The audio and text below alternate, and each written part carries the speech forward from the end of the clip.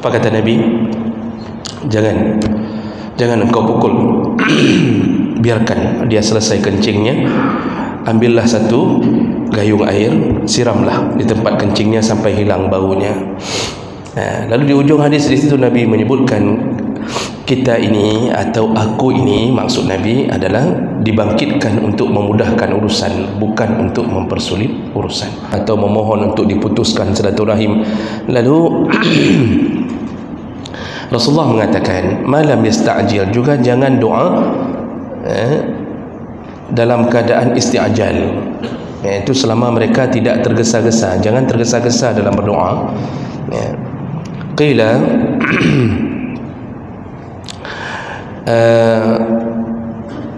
ya Rasulullah, mal isti'jal, bagaimana orang yang tergesa-gesa dalam berdoa ya Rasulullah? Assalamualaikum warahmatullahi wabarakatuh. Banyak sekali pertanyaan jamaah, Ustadz kasih kami channel untuk kajian anak-anak muda. Di antara anak muda berasal dari Aceh, luar biasa, channelnya Maulizul Akbar Nak. Tonton, subscribe, like, share, komen. Assalamualaikum warahmatullahi wabarakatuh.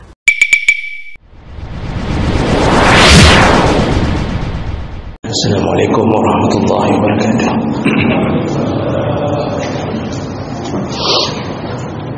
Alhamdulillahi rabbil alamin, wa bi ni'matihi tatimmu as-salihat.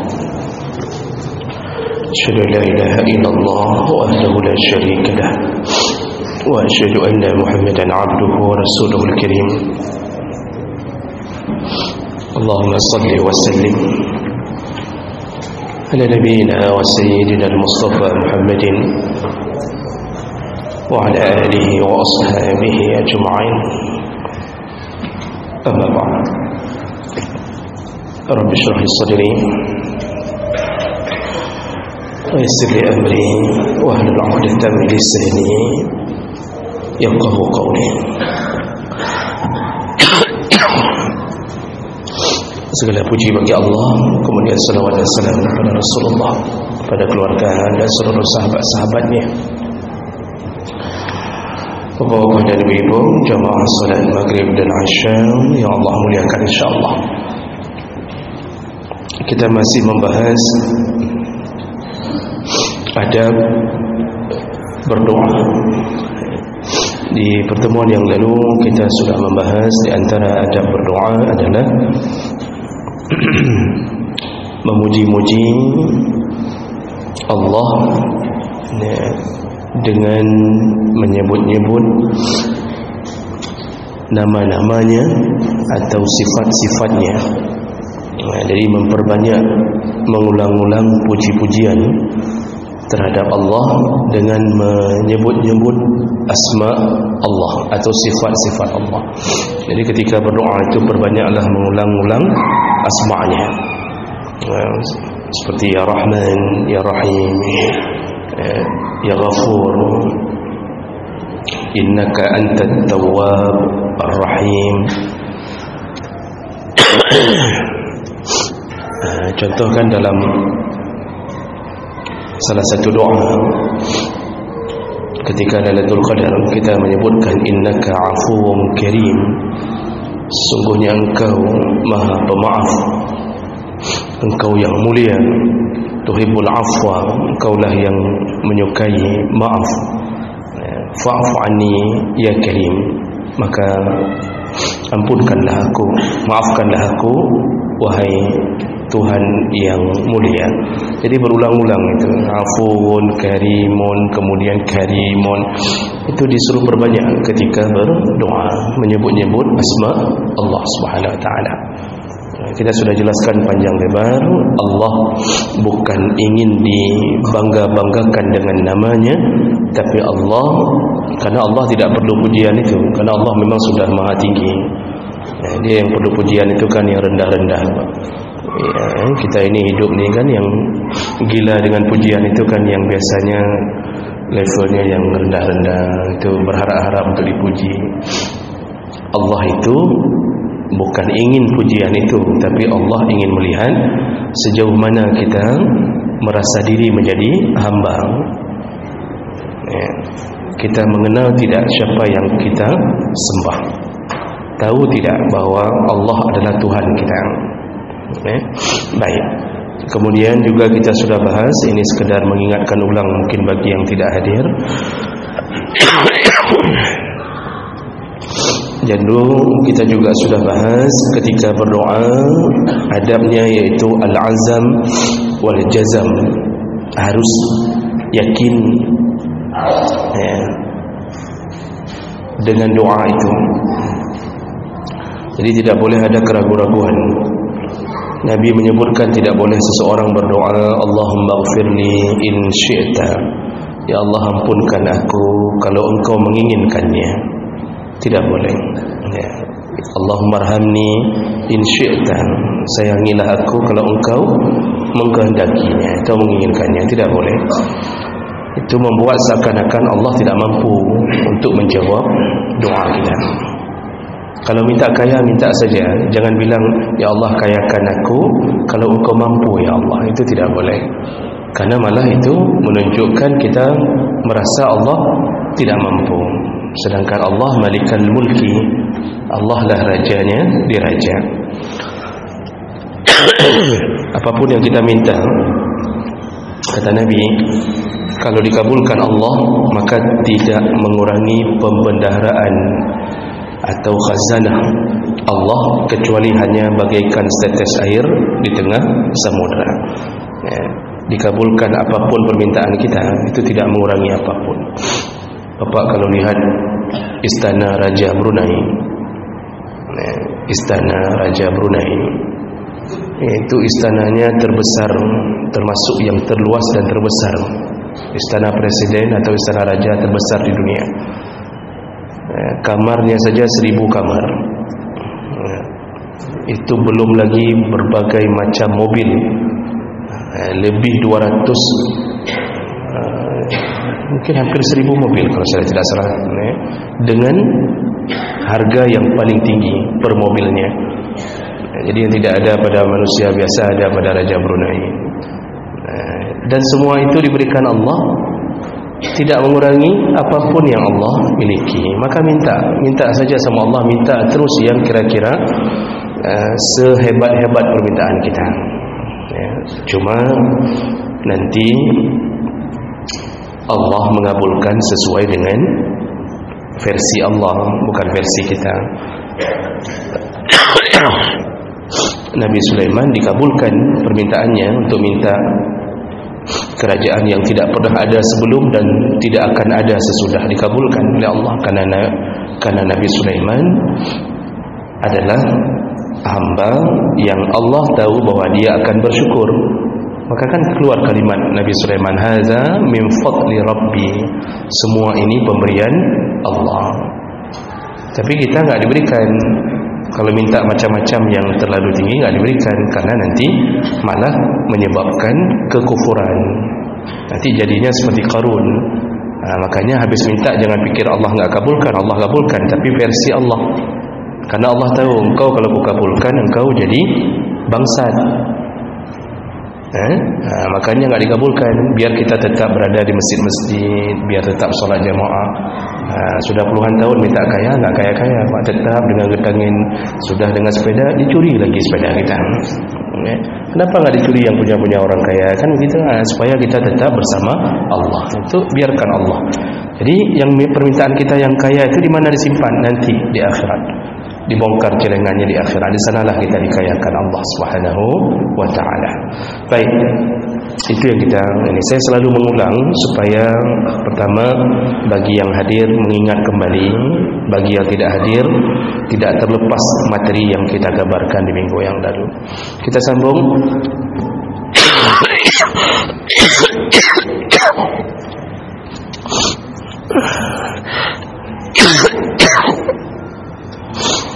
Ada berikutnya dalam berdoa, yaitu adamul i'tida fi du'a bisu'alin ma la yajuz wa ma la yaf'aluhu Allah Subhanahu wa ta'ala bi ismin aw qati'atir rahim. Jangan berdoa dengan sesuatu yang sifatnya mendoakan ketidakbaikan Jadi di antara adab berdoa iaitu dilarang berdoa memohon sesuatu yang tidak baik, terutama kita memohon laknat pada sesama hamba. Pertama, tidak dikabulkan Allah. Yang kedua, doa itu tidak disukai Allah, karena Allah dengan sifat Rahman dan Rahimnya, Allah menurunkan para nabi itu adalah rahmatan, sebagai rahmat, bukan la'natan, bukan sebagai la'nat. Jadi konsep nabi itu meringankan, bukan mempersulit. Dan ini waktu dalam hadis disebutkan ada seorang Arab Badui, wa kana Arabiyyun, ada seorang Arab Badui. Arab Badui itu maksudnya orang yang tinggal di pinggiran, di samping-samping gunung, di daerah-daerah perbukitan, itu disebut Badawi, Arab Badui. Ya. Dia kencing di masjid. Kencing di masjid, dalam masjid kencing. Bukan terkencing, memang kencing dalam masjid. Memang masjid Nabi kan waktu itu terbuat dari pasir kerikil. Dia kencing dalam masjid. Para sahabat sudah mencabut pedang untuk sudah siap-siap mau dihabisi, karena dianggap kurang ajar sekali, rumah Allah kencing. Apa kata Nabi? Jangan engkau pukul. Biarkan dia selesai kencingnya. Ambillah satu gayung air, siramlah di tempat kencingnya sampai hilang baunya. Lalu di ujung hadis di situ Nabi menyebutkan, kita ini atau aku ini, maksud Nabi adalah dibangkitkan untuk memudahkan urusan, bukan untuk mempersulit urusan. Jadi kalau dipukul, kencingnya akan berserak. Yang kedua, dia tidak akan berada di dalam rasa senang di dalam Islam, karena dipukul oleh orang Islam gara-gara ketidaktahuan dia. Karena orang Arab Badui, orang Arab Baduinya orang anak jak pula. Jadi kalau model-model kita tamat-tamat SD langsung kencing di depan masjid atau dalam masjid, memang model begitu orang itu. Jadi begitu sifat Nabi. Makanya dilarang berdoa dengan sesuatu yang sifatnya melaknat atau memohon ketidakbaikan.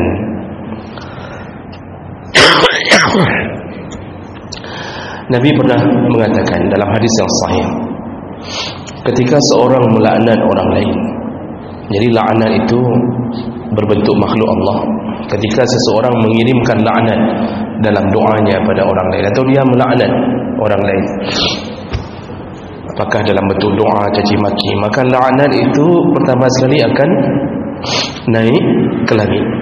Karena itu doa naik ke langit. Cuma langit menutup pintu dari laknat, karena langit tidak terima laknat.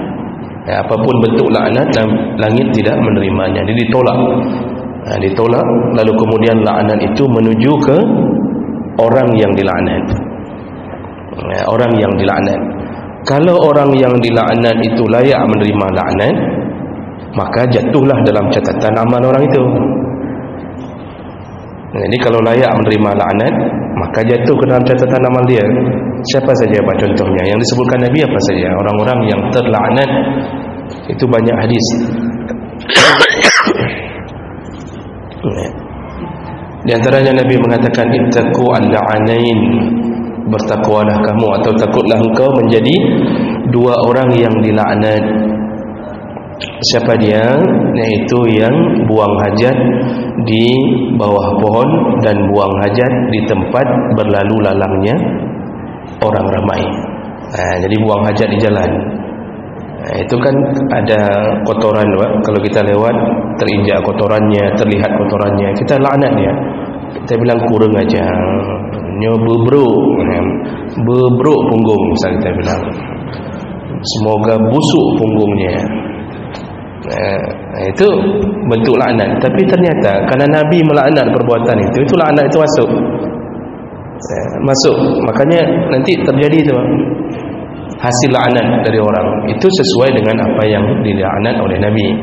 Tapi kalau orang ini tidak berhak dilaknat, kita laknat orang saleh hanya gara-gara urusan politik. Urusan politik kita laknat orang saleh. Nah, kemudian laknat itu tidak layak berada di tempatnya. di tempat catatan amalnya. Maka apa yang terjadi? Laknat itu kembali kepada orang yang melaknat. Maka semakin banyak mulut ini mendoakan laknat pada orang, semakin banyak yang kembali laknat itu pada diri kita sendiri. Akibat apa? Bisa jadi yang kita laknat memang tidak layak untuk dilaknat. Nah, ini perlu dipikirkan. Maka jangan, enggak boleh berdoa dengan perkara-perkara yang tidak baik. Nabi menyebutkan begini dalam hadis Abi Hurairah dari Nabi sallallahu alaihi wasallam, la yazalu yustajabu lil 'abdi, doa hambaku, kata ini hadis dari Nabi yang menyebutkan tentang Allah senantiasa menerima hamba, menerima doa dari seorang hamba, ma lam yad'u bi ismin aw qati'ati rahim. Allah senantiasa menerima seorang hamba selama dia tidak berdoa untuk melakukan dosa atau memutuskan silaturahim. Jadi dia tidak berdoa pada perkara-perkara yang berdosa. Contohnya orang berdoa supaya orang lain melakukan dosa. Ya Allah, jatuhkanlah dia ke dalam zina, ya Allah. Itu enggak diterima Allah. Karena bukan itu maksud doa. Atau kita doa yang dengan urusan untuk memutuskan silaturahim. Ya Allah, buatlah dia tidak lagi mengenaliku, atau putuskanlah hubungan kami dengannya, atau rahim kami. Macam-macam kita doa yang tidak baik. Itu tidak diterima, malah akan menjatuhkan dosa pada orang yang berdoa. Karena memang kehidupan ini, kalau ada orang yang punya masalah dengan maksiatnya, malah memang Islam mengajarkan disuruh doakan agar dia mendapatkan kebaikan. Makanya para ulama-ulama dulu itu kalau didoakan yang buruk, mereka berkata, kalau doamu tidak benar, maka semoga Allah memaafkan engkau. Tapi kalau doamu benar, semoga Allah memaafkan aku. Artinya ketika ada orang yang benci lalu melaknatnya, mendoakan yang tidak baik, begitu perkataan para ulama. Memang ini hal yang kadang-kadang dipengaruhi oleh nafsu amarah. Jadi karena sudah marah sekali, kita doa ke orang kadang-kadang yang jelek-jelek, ujungnya kita yang terkena doa itu sendiri. Baik, jadi dilarang untuk berdoa yang bentuknya maksiat. Memohon untuk dipermudah maksiat juga dilarang dalam berdoa. Jadi jangan doa supaya kita mudah. Kita sudah berkali-kali datang ke bank konvensional untuk bisa pinjam wang, rupanya enggak keluar-keluar itu pinjaman. Lalu kita berdoa, ya Allah ringankanlah, semoga aku bisa memakan riba itu ya Allah. Ini doa bangai namanya. Ini doa-doanya orang-orang yang meminta kepada Allah agar dia jatuh ke dalam neraka. Maka hari ini orang-orang yang bermohon agar bank-bank konvensional bisa kembali, agar orang-orang bisa kembali pinjam uang, pinjam 100 juta, nanti kembalikannya 175 juta dengan cara kredit. Semua yang bermohon-mohon seperti itu hari ini, maka mereka telah mendoakan maksiat kembali ke tempatnya. Dan saya sudah mengatakan di beberapa tempat, berhati-hati ketika menginginkan dunia lalu melupakan akhirat. Karena Nabi telah mengatakan, iza dhaharatiz zina war riba, kalau merajalelanya zina dan riba fi qaryatin, dalam satu kampung, anggaplah Lusmawi ini yang dimaksud satu kampung.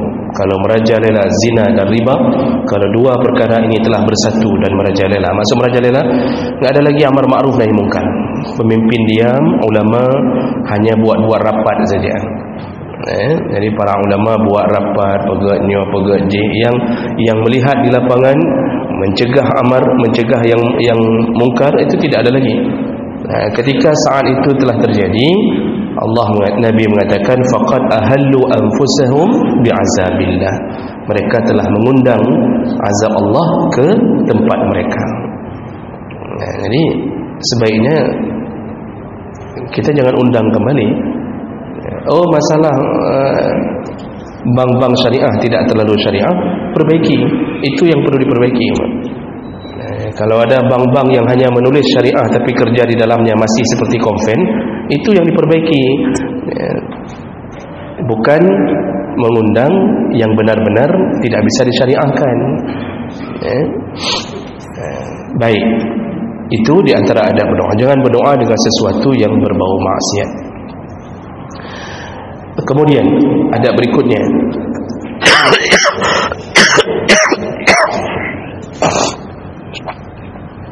yaitu al-ilhah fi du'a ma'a tikrarihi. Disuruh berdoa berulang-ulang sambil merengek-rengek. Ilhah itu merengek-rengek. Doa merengek-rengek. Merengek-rengek apa bahasa Acehnya? Mintanya kayak orang enggak dikasih, minta terusan. Itu disebut ilhah. Jadi disuruh berdoa dalam keadaan berulang-ulang dan disuruh merengek-rengek.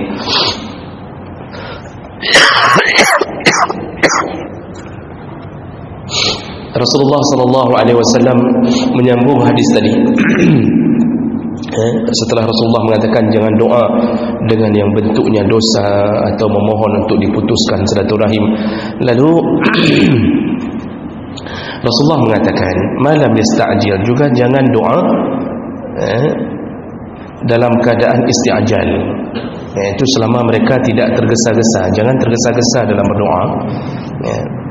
Qila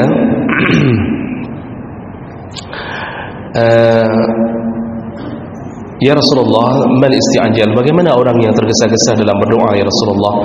Qal,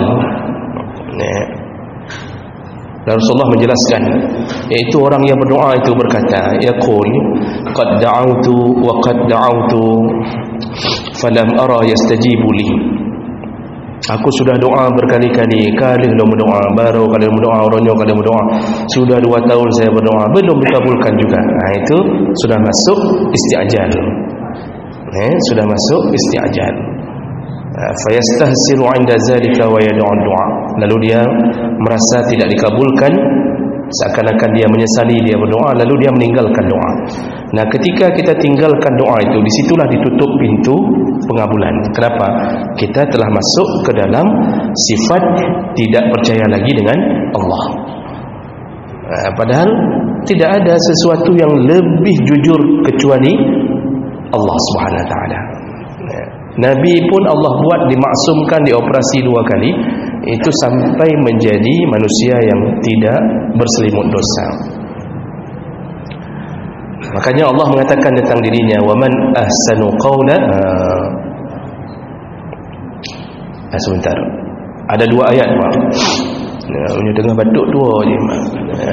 Ada 2 ayat yang Allah mengatakan tentang dirinya, tidak ada perkataan yang lebih baik kecuali yang dikatakan Allah, dan tidak ada perkataan yang lebih jujur kecuali yang dikatakan Allah.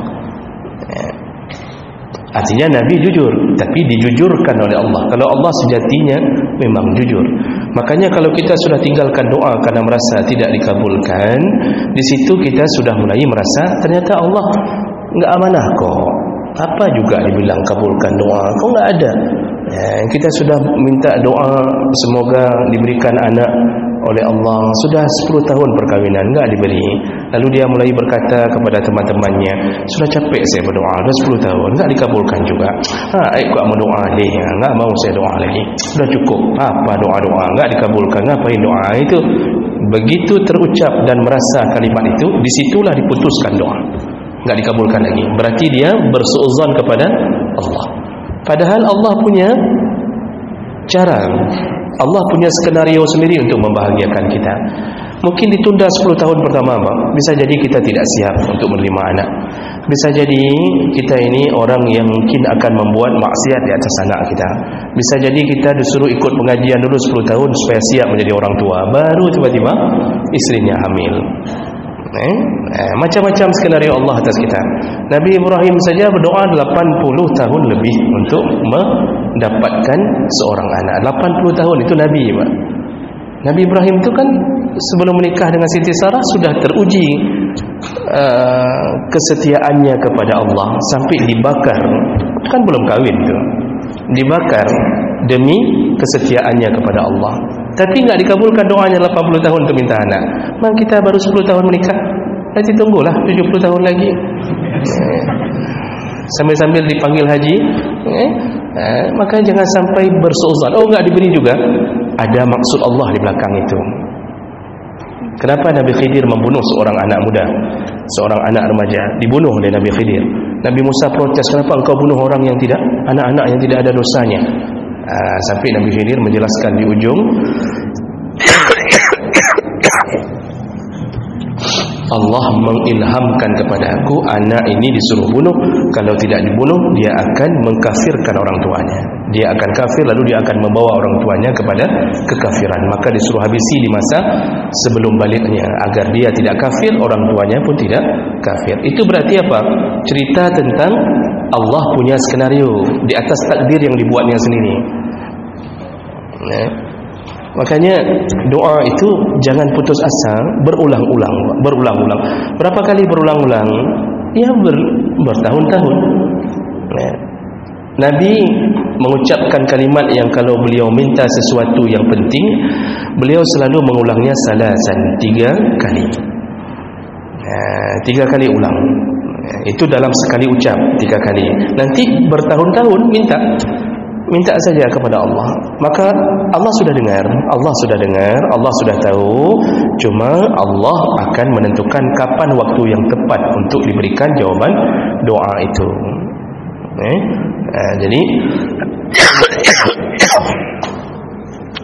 bagi orang yang mungkin taubat dari segala maksiat, maka dia menyebutkan di hadapan Allah dalam doanya, dia sebutkan wa tub alayya, ya Allah terimalah taubatku, innaka antat tawwabur rahim, engkaulah yang maha menerima taubat, engkaulah yang maha pengasih. Ulang lagi Pak, ulang lagi 3 kali ulang. Nanti solat subuh 3 kali ulang dalam doa itu sampai kita merengek-rengek. Bagaimana bayangan merengek-rengek itu? Ada ulama menyebutkan, contohnya Ibnu Jauzi itu menyebutkan contoh merengek-rengek iaitu fastamil akhlaq al-atfal. Ketika engkau berdoa, pakailah gaya atau perilaku anak-anak. Jadi ketika engkau berdoa, engkau rubahlah dirimu seperti anak-anak. Bagaimana maksudnya? Fatiflu idza talaba syai'an falam yu'ti baka hatta akhazahu. Anak-anak itu kalau minta sesuatu, kalau belum diberi tetap dia merengek-rengek. Pakailah akhlak itu, kata Ibnu Jauzi. Jadi anak-anak itu kan Pak, kalau minta mainan kan, minta mainan itu kita bilang nanti ya, babak beli nanti. Nanti kalau ada uang nanti. Itu kalau belum beli diingat sampai berbulan-bulan terus diingat. Bertahun-tahun dia masih terus, bapak bilang beli apa juga begitu, terus dia merengek-rengek. Apalagi anak kita masih kecil, kalau kita bawa ke pasar Pak, dia lihatnya mainan, lalu kemudian dia minta. Kalau dia minta enggak diberi, tetap nangis, meraung-raung, berguling-guling di pasar. Kata Ibnu Jauzi, pakailah akhlak itu. Maksudnya bapak jangan meraung-raung, jangan berguling-guling di pasar. Maksudnya ulang-ulanglah doa. Minta anak ulang-ulang terusan. Dalam salat tahajud minta lagi. Tapi kalau minta anak, mintalah yang saleh. Jadi jangan minta anak saja. Karena Nabi Ibrahim waktu minta anak digabungkan dengan kalimat saleh. Rabbi habli minas salihin. Kalau engkau beri yang saleh ya Allah. Kita kadang-kadang cuma minta anak, enggak minta saleh. Begitu anak muncul, malah dia menyebabkan keburukan bagi kita. Itu akibat tidak minta yang saleh. Jadi minta satu paket. Minta satu paket, begitu muncul langsung saleh. Artinya dia berkembang dengan tuntunan Allah Subhanahu wa taala. Maka Bapak Ibu, dalam berdoa itu berulang-ulang kalimat diucapkan, merengek-rengek seperti anak-anak. Kalau perlu nangis, besok nangis lagi. Nanti isteri mengatakan pula klik tabi-tabi, misal kata isteri, itu isteri tidak faham tentang bagaimana rahasia berdoa dengan Allah Subhanahu wa taala.